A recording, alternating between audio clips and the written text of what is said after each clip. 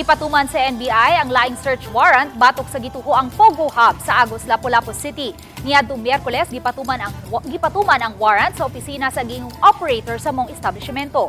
Kauban sa taga-NBI sa pag-search ang taga-Anti-Money Laundering Council. Gisusi o gisecure ang pipila ka mga kagamitan sama sa 7 ka mga vaults ug ubang mga dokumento.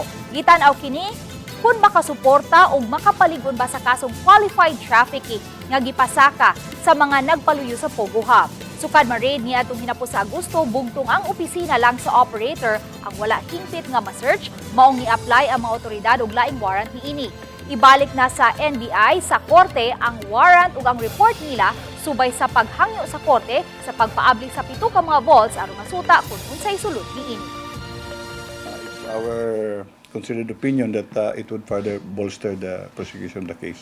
Ma-prove na to na si Mr. Xiao talaga ang may control and supervision over that area, including the personnel attending to the needs of those foreign nationals rescued.